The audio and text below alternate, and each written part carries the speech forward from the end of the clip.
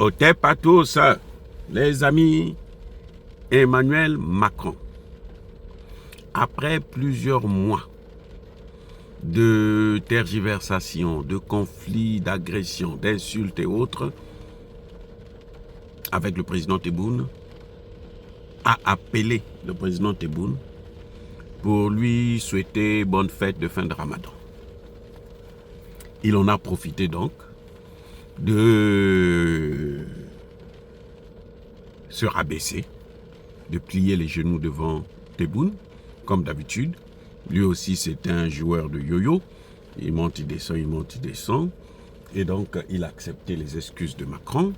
Ils se sont encore embrassés. Et puis, ils ont décidé de rétablir les relations diplomatiques et la coopération militaire et sécuritaire. Ce qui n'est pas en soi un mauvais problème, c'est très bien, c'est à saluer. Mais,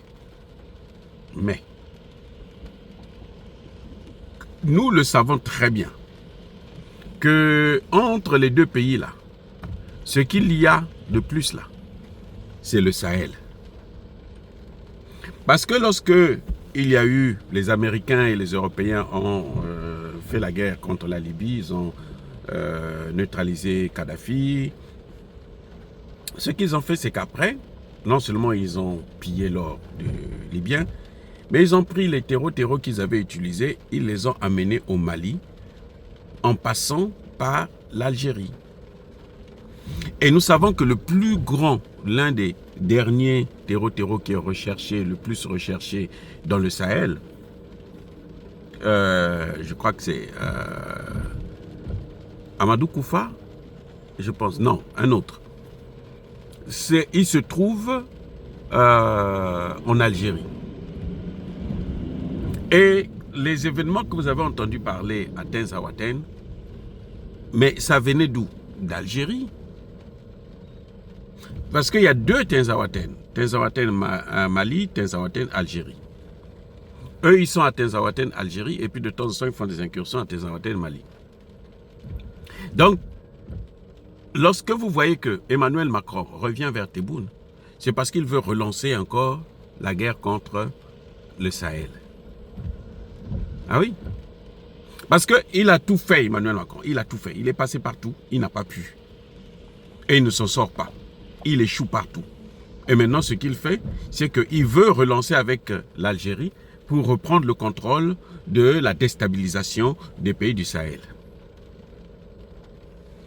Mais je mets en garde justement le président algérien qui récemment a fait comprendre qu'il n'avait pas de problème avec les pays du Sahel et qu'il aimerait bien coopérer avec eux. Je le mets en garde. Parce que ce jeu-là que font les Arabes, aujourd'hui ils sont bien avec vous, demain ils vous trahissent, après-demain ils sont bien avec vous, le surlendemain ils vous trahissent, ça ne peut pas continuer encore. Eh oui. Monsieur Tebboune a cru qu'en étant bien avec les Français, il pouvait obtenir l'indépendance du Sahara occidental. Ben, il n'a pas pu l'obtenir puisque les Français et les Américains ont soutenu le Maroc. Eux, on a proclamé la souveraineté du Maroc sur le Sahara occidental contre l'avis de Tebboune. Maintenant, quand vous voyez comme ça, là, c'est que Tebboune aussi n'a pas pu déstabiliser le Mali. Parce que chaque fois qu'il envoyait les terreaux, eh ben, ils étaient envoyés au repos éternel. Et ça lui fait des pertes énormes en argent et en hommes. Et maintenant, de plus en plus, ils ont du mal à en trouver. Donc, qu'est-ce qu'ils font?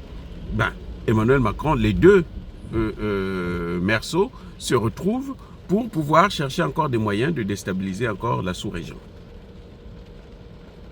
Et ça, c'est l'une des plus grosses erreurs de l'Algérie. L'Algérie qui a toujours été un des pays les plus appréciés, un des pays arabes les plus appréciés en Afrique, et notamment en Afrique noire, aujourd'hui devient pire. Alors que le Maroc, c'est un pays dangereux, mais le Maroc le fait au moins avec un peu de malice. Vous savez, au Maroc, là, il y a une base militaire américaine, sinon plus. Mais ils ne font pas comme fait l'Algérie, où ils viennent déstabiliser ouvertement, au vu et au su de tout le monde. Ils ont pillé le pétrole malien, ils ont pillé l'or malien, et maintenant ils veulent carrément couper le Mali en deux afin de prendre le contrôle du nord du Mali et de Kidal. Mais ça ne passera plus, M. Tebboune. Ça ne passera plus, M. Macron. Macron, plus vous faites ça, plus vous êtes en train d'être haï par les Africains. L'Afrique ne se reconnaît pas en vous. Donc, il est temps de prendre vos responsabilités et d'arrêter de déstabiliser les pays africains. Parce que les pays africains, là, maintenant, ils n'accepteront plus. Vous pouvez encore le faire peut-être en Côte d'Ivoire, mais même en Côte d'Ivoire, ce n'est plus pour longtemps. Parce que qu'on le veuille ou non, la Côte d'Ivoire est appelée à s'émanciper et la Côte d'Ivoire va s'en sortir. Même si vous arrivez à mettre Tidiane Cham, ce qui m'étonnerait très fort, mais croyez-moi, ça ne passera plus. Ça ne passera plus, c'est fini avec ce jeu que vous avez toujours fait là. Ça ne passera plus.